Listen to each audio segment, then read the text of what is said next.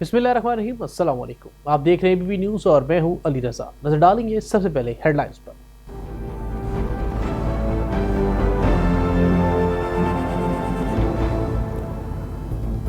दुनिया पाकिस्तान की corona virus की वबा से निपटने की हिकमत अमली की तारीफ कर रही है। सदर मुल्क डॉक्टर आरिफ अलवी का ट्वीट, कहा कौम इसी अज़म के साथ एहतियाती तदाबीर पर अमल जारी रखे। सदर मुल्क का साबिक अमरीकी वज़ीर ख़ज़ाना की जानिब से कोरोना वायरस की वबा से निपटने से मुतल्लिक पाकिस्तान की तारीफ का भी हवाला। वज़ीर आज़म इमरान खान से रुकन कौमी असम्बली शौकत अली भट्टी की मुलाकात, अहम अमूर पर तबादला ख्याल किया गया।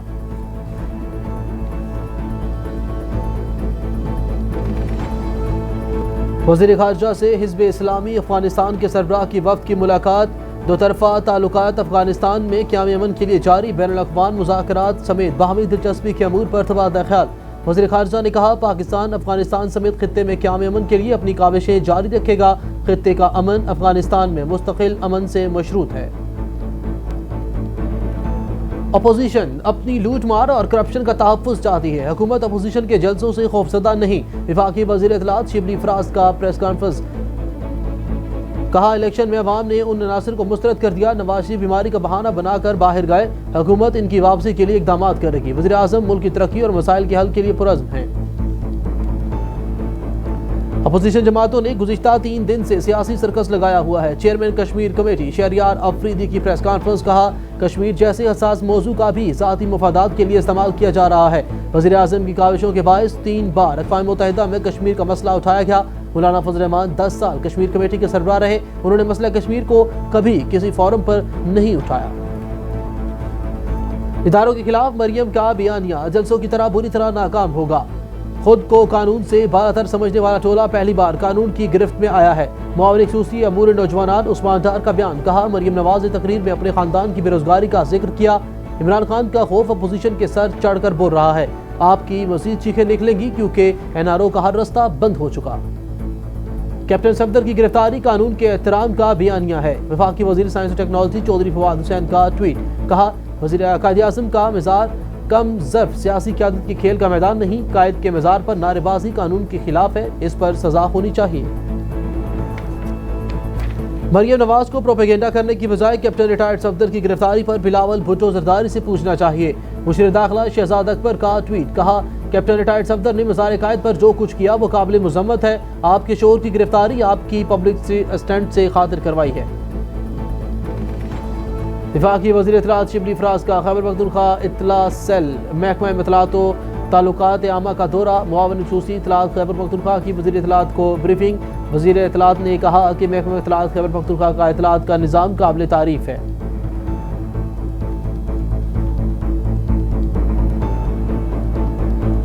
वज़ीर सेहत पंजाब यास्मीन राशिद की ज़ेर सदारत आला सतही इजलास। पंजाब की बुनियादी सेहत मरकज़ की अपग्रेडेशन और सरकारी अस्पतालों की रीवैपिंग का जायज़ा। डॉक्टर यास्मीन राशिद ने कहा पंजाब के तमाम बुनियादी सेहत मराकज़ को रीमैप किया जाएगा, जबकि मरीजों को 24 घंटे बेहतरीन तिबी सहूलियात फराहम की जाएंगी। मुल्क भर में कोरोना के 3,07,409 मरीज सेहतयाब हो गए। मुल्क में कोरोना के फाल केसेस की तादाद 9,384 रह गई। गुज़िश्ता 24 घंटों के दौरान कोरोना के मजीद 433 केसेस रिपोर्ट, जबकि 5 अफराद जाँ बहक गए।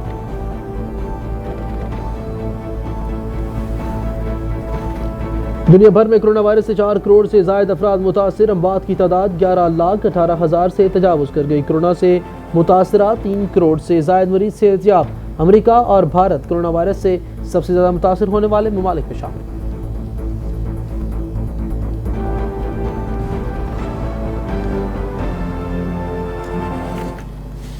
हेडलाइंस आपने जानी, बढ़ेंगी खबरों की तफसील की जानिब। और सबसे पहले आपको बताएं सदर मुल्क डॉक्टर आरिफ अलवी ने कहा कि दुनिया पाकिस्तान कोरोना वायरस की वबा से निपटने की हिकमत अमली की तारीफ कर रही है। कौम को इसी अज़म के साथ इस वबा का मुकाबला करने के लिए एहतियाती तदाबीर पर अमल जारी रखना चाहिए। अपने ट्वीट में उन्होंने कहा कि मेरे प्यारे पाकिस्तानियों, आपने गरीबों की देखभाल की, अल्लाह ताला से दुआएं मांगी और अब दुनिया आपकी तारीफ कर रही है और इस आलमगीरी वबा से निपटने के लिए पाकिस्तानी कौम के इक़दाम का एतराफ़ कर रही है। उन्होंने कहा कि एक उभरती हुई कौम से ताल्लुक़ होने के बायस कोई भी आपको हकीकी अज़मत के असूल से रोक नहीं सकता। सदर मुल्कत ने अमेरिका के साबिक़ वज़ीर ख़ज़ाना और माहिर मुईशत लैरी सिमरस की जानिब से कोरोना वायरस की वबा से निपटने से मुतालिक पाकिस्तान की तारीफ का हवाला भी दिया। جس میں انہوں نے کہا تھا کہ امریکہ اسی طرح کے منصوبے پر عمل کر کے کھربوں ڈالر بچا سکتا ہے۔ انہوں نے اپنے بیان میں وزیر اعظم عمران خان کی جانب سے اختیار کی گئی سمارٹ لاک ڈاؤن پالیسی کا بھی حوالہ دیا تھا، جس سے کرونا وائرس کی وبا کے پھیلاؤ کو روکنے میں مدد ملی۔ صدر مملکت نے عالمی ادارہ صحت کے سربراہ کا بھی حوالہ دیا، جنہوں نے پاکستان کی تعریف کرتے ہوئے کہا تھا کہ پاکستان نے کرونا وائرس کی وبا پر قابو پا لیا ہے اور اب پاکستان کی معیشت پھلے پھولے گی کیونکہ ملک میں استحکام ہے۔ وزیر اعظم عمران خان سے رکن قومی اسمبلی شوکت علی بھٹی نے ملاقات کی ہے۔ وزیر اعظم عمران خان سے ہونے والی ملاقات میں اہم امور پر تبادلہ خیال کیا گیا۔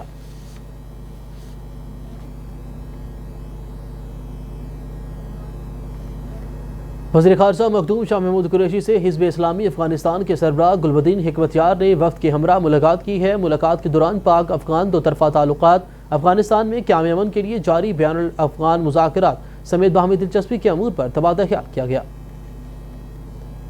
وزیر خارجہ مخدوم شاہ محمود قریشی نے کہا کہ خطے کا امن و استحکام افغانستان میں مستقل امن سے مشروط ہے۔ پاکستان خلوص نیت کے ساتھ افغان امن عمل میں اپنا مصالحانہ کردار ادا کر رہا ہے اور آئندہ بھی کرتا رہے گا۔ انہوں نے کہا کہ وزیر اعظم عمران خان نے واضح طور پر کہا کہ افغان مسئلے کا دیرپا حل واحد راستہ ہے، جبکہ افغان قیادت کو قابل قبول سیاسی مذاکرات ہیں۔ انہوں نے اس بات کی خوشی ہے کہ عالمی سطح پر پاکستان کے موقف کو سراہا جا رہا ہے۔ وزیر خارجہ نے کہا کہ بین الافغان مذاکرات کی صورت میں افغان قیادت کے پاس افغانستان میں امن کی بحالی کا ایک نادر موقع ہے۔ پاکستان افغانستان سمیت خطے میں قیام امن کے لیے اپنی کاوشیں جاری رکھے گا۔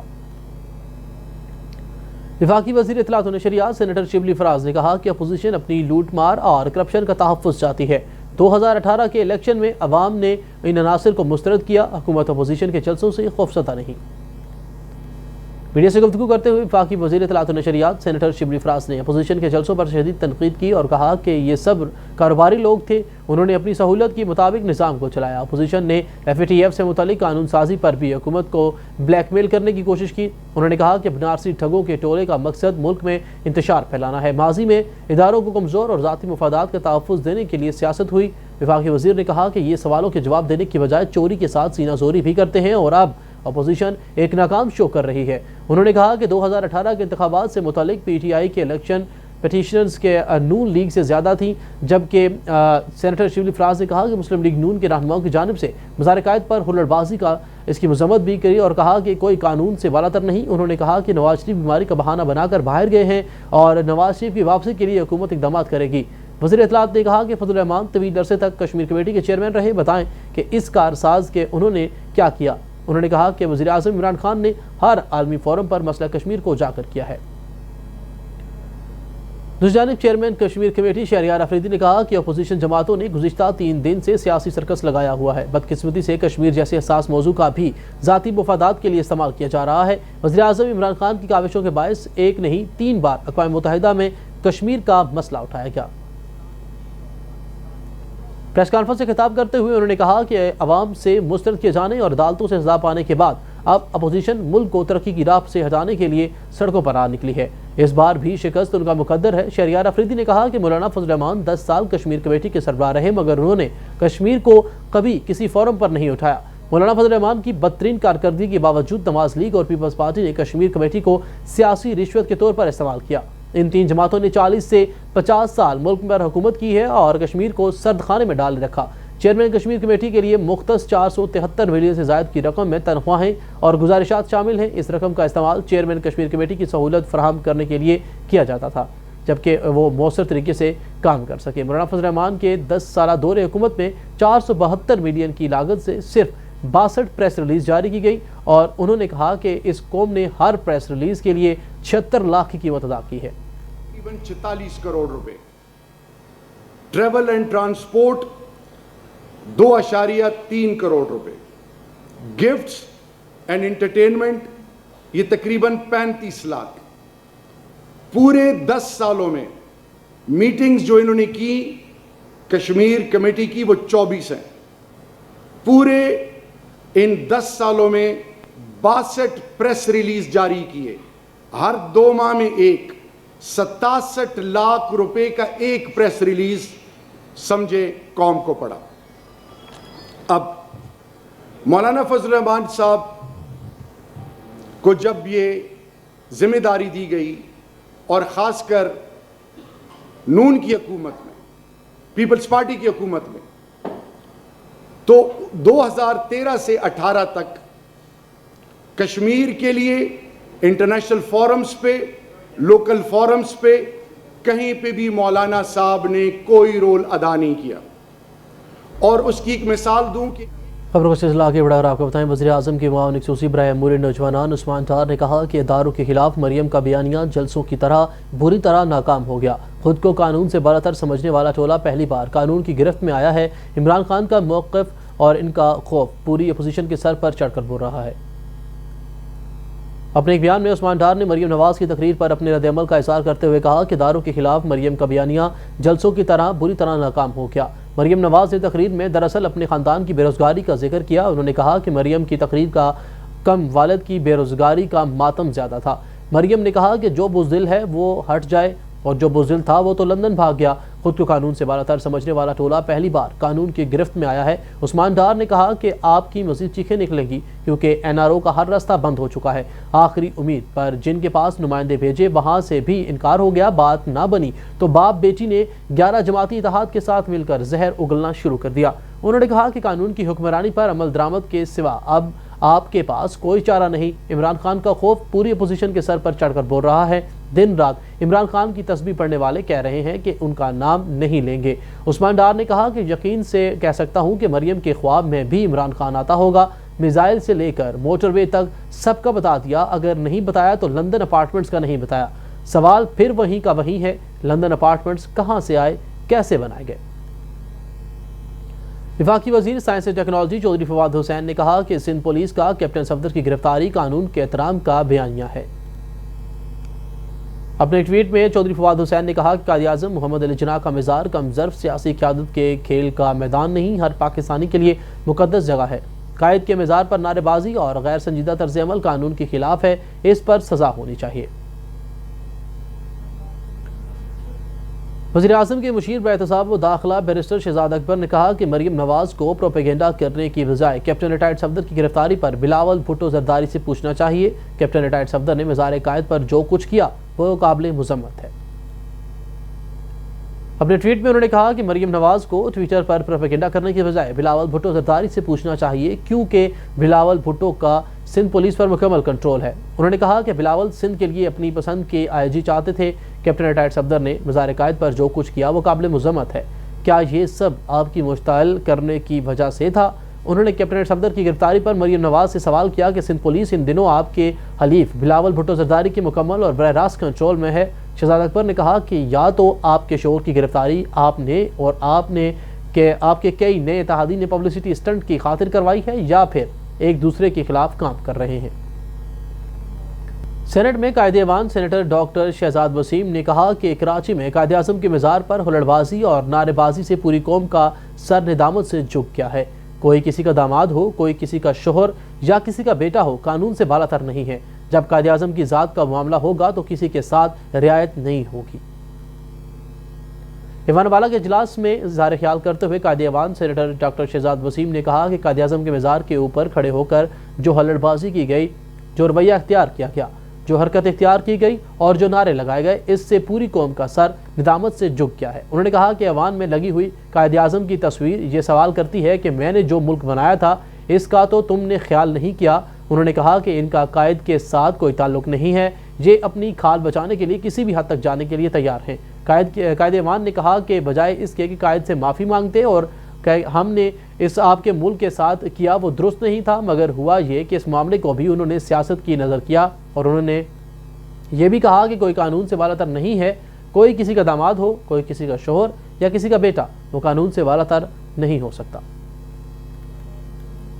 وفاقی وزیر اطلاعات شبلی فراز نے خیبر پختونخوا اطلاعات سیل محکمہ اطلاعات و تعلقات عامہ کا دورہ کیا. اطلاعات سیل آمد پر معاون خصوصی اطلاعات خیبر پختونخوا کامران بنگش نے وزیر اطلاعات کو بریفنگ دی.